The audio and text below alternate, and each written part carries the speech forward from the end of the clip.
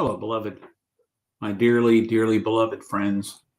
Today is the last day that we will, if you're watching particularly on the St. James channel, our last day to do Lectio Divina together. Now, before I begin, I want to remind you, Lectio Divina is something that you can do on your own. It's something worth doing on your own.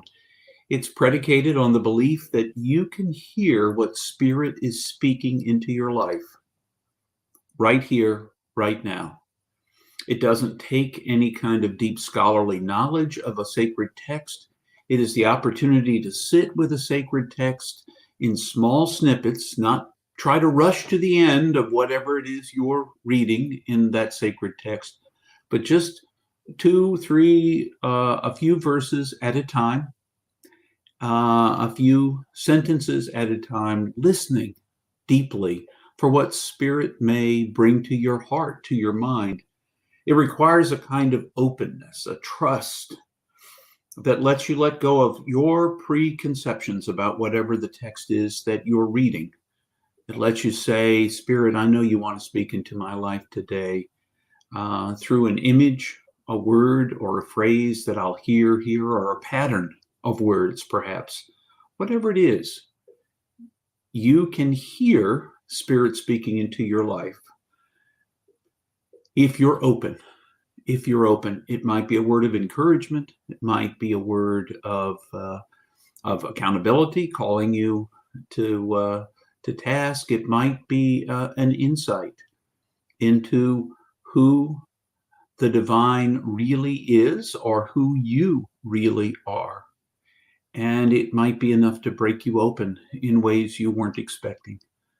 Lectio Divina, sacred reading, is a time when Spirit surprises, catches us off guard, and perhaps speaks to us in ways we don't anticipate.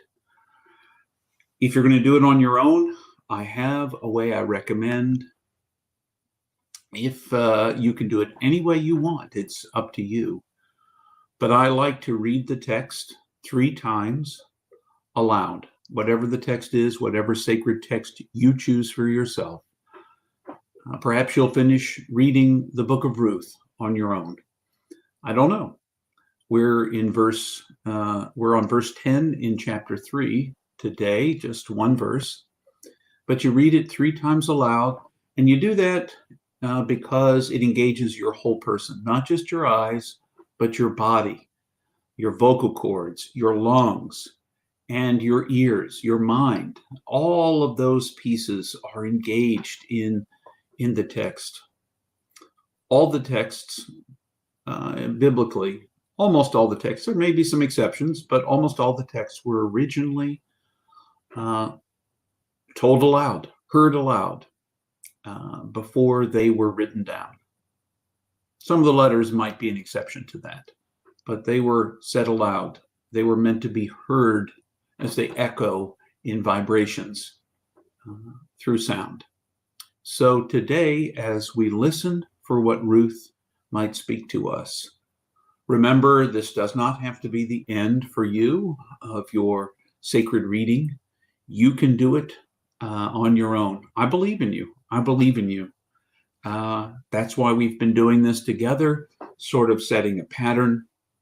It's a part of my regular pattern in my personal spiritual practice, but it can also be your pattern in your personal spiritual practice. Open you up to not just knowing about God, but learning to experience and know God in the moment, in the words. And who knows, as you begin to see God, see the Spirit in your sacred reading time, you might learn to see Spirit in all sorts of other places as well.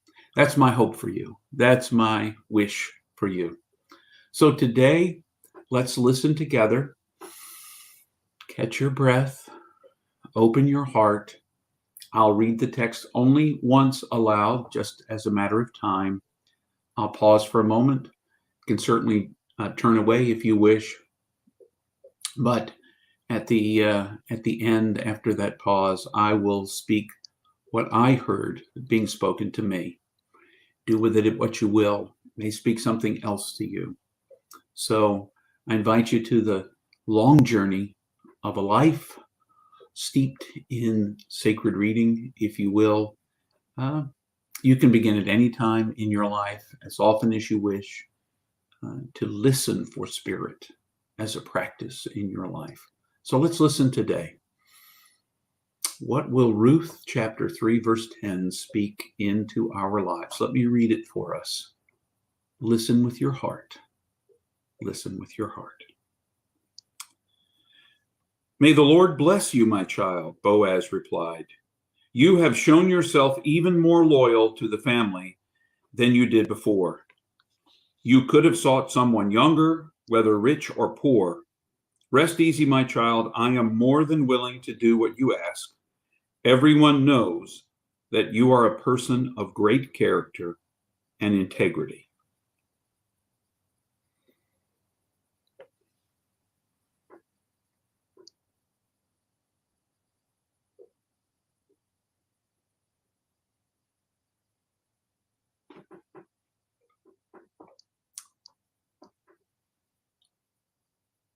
Ruth has taken the instruction of her mother-in-law, Naomi. The two of them are, for Ruth, she's in a foreign land. She's left her home of Moab, and she's in Bethlehem with Naomi, her mother-in-law. All of their male connections are gone. Ruth's husband and father-in-law, Naomi's husband and two sons are dead.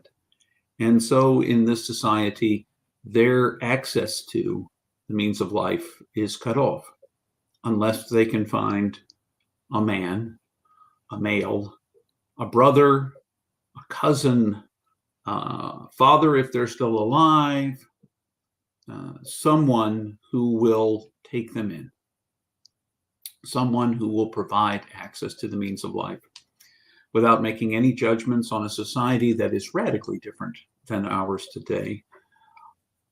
I listen to what Boaz says to Ruth.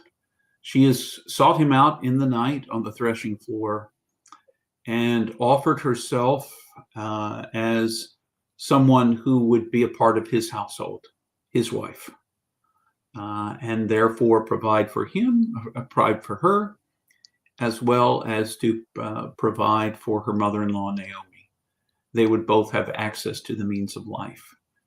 And this person, Boaz, this man, would have access to Elimelech's land that was left behind when Naomi and family left Bethlehem earlier in the story, went to Moab, and now have returned.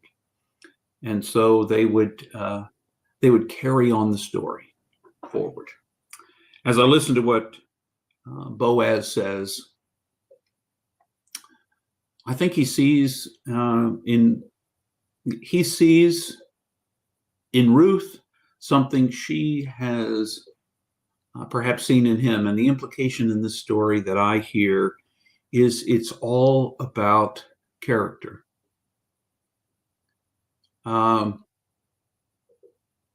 Boaz says to Ruth, you could have chosen someone younger or richer to pursue as someone to be your kinsman redeemer, your protector. But you chose me. And I recognize that you could have had other choices, but you chose me. And I hear a sense in that of what it is to honor someone who chooses us for us. Chooses us for us. Have you ever been chosen for being you?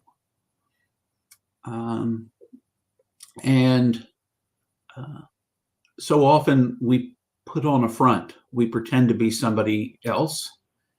And people who choose us for the front we've put on, not for the person that's underneath, out of fear or the desire for self-protection, whatever it may be. we guard ourselves. And it's really hard to put ourselves out. It was in those days, and it certainly was today, to put our real selves out on the table. Because what if we're rejected for who we really are? It's one thing if you're rejected for who you pretend to be, but if you're rejected for who you really are, then that is really hurtful and makes us question our own value. Boaz sees that Ruth has chosen him, even though she probably had other choices available to her. She has chosen him for his qualities. And he has recognized in her qualities and mentions integrity and character. Integrity and character. And it seems like they both see in each other that integrity and character, that real self for who they are. It's not an act of desperation on Ruth's part. I don't get that sense, although I'm sure wanting to be safe and fed and cared for and have a roof over your head makes all the difference in the world. But it seems like the choice is made out of a sense of seeing each other for who they are. When I hear that, it calls me out. Once again, I do my best to be authentic in life. There are moments when, the patterns I learned as a child or as a young adult, the patterns of protecting, self-protection that came from hiding my real feelings, they arise, just like they probably arise for you. But I don't want them to be my primary foot that I put forward. What Ruth sees in Boaz and what Boaz sees in Ruth is a kind of character and integrity, an authenticity. That's what I hear. Hear the echo of authenticity in this, the call to be authentic, and it takes courage. It's not easy to be who you really are. Over and over again, I feel like Spirit has spoken into my life this truth that I pass along to you, and it can become a phrase that seems repetitive and perhaps you don't hear it for what it means, but it really is an invitation. Remember, you are infinitely precious and unconditionally loved for the gift you already are. You really are. You're a gift. And what's a gift is not who you pretend to be, but who you really are underneath the pretense, underneath the facade, the walls you hide yourself behind. That is a beautiful person, and it takes a great risk and great courage to share that person in your everyday life. I'd like to believe I succeed more often than I fail, and I'd like that to be the case for you as well. Take courage, my friend. Take courage from the story of Boaz and Ruth, who have, it never mentions love, but it certainly mentions deep respect for one another, a respect for who each is. And I hope for you that you will find people in your life, in this world, who love you, see you, respect you, because you're authentically you.